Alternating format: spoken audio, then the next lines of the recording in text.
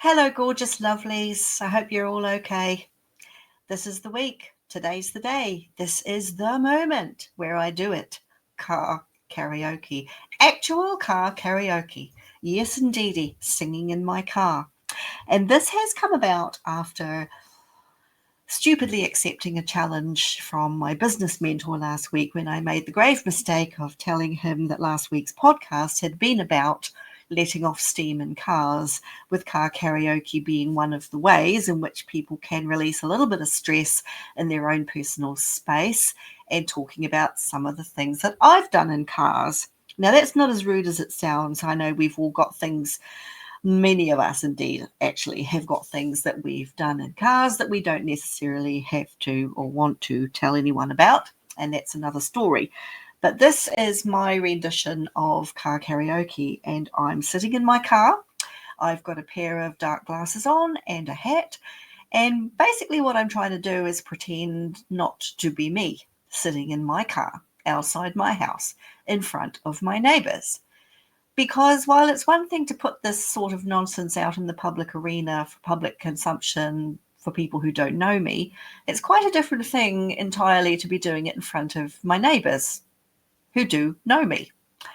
So I'm hoping that the dark glasses at least will enable me to not have to show them the terror and the apology in my eyes if they walk past or come rushing out of their houses to try and figure out what all the howling is about. And so I'm doing this hopefully with the intention of leaving you with your ears and your hearing intact at the end of it. But I'm kind of working on the basis that we are old anyway and our hearing is mostly gone.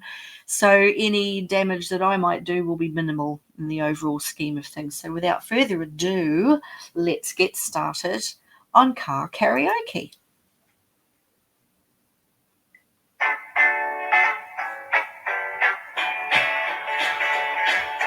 I see frustrated women. I see trouble on the way. I see seismic discontentment. I know we've had enough today. Well, don't take shit from the boys. It's time to make some noise. Stand up and let 'em hear your voice. I hear anger and frustration. I hope a change is coming soon. Let's have a women's revolution. Let's do what we all should be doing. And stop taking crap from the masses, 'cause they're a bunch of asses. Stand up and make 'em hear us lasses.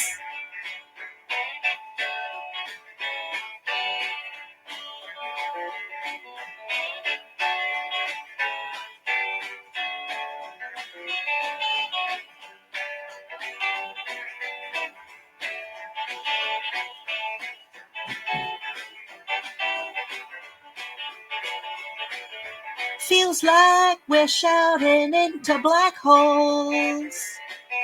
Feels like no bastard gives a damn.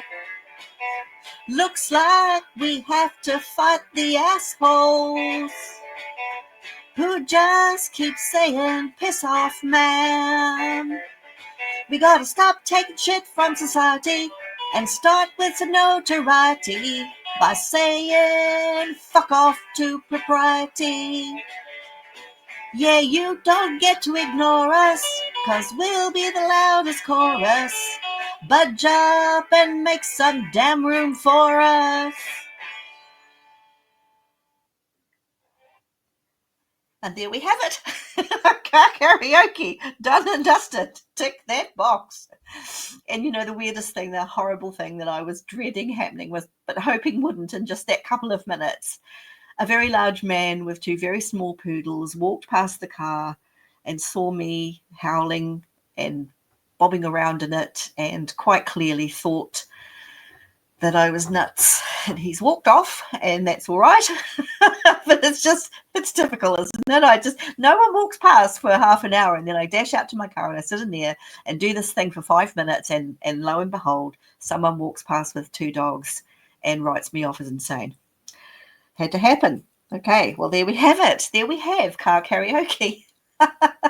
So that one's done. That box is ticked, and I hope my business mentor is happy, and I hope you are slightly happier, having had the dubious joy of listening to my terrible version of the beautiful song Bad Moon Rising. But what I want to do is, what I want to leave you with now is knowing the value of the words that I've used to that tune, because the message is really important.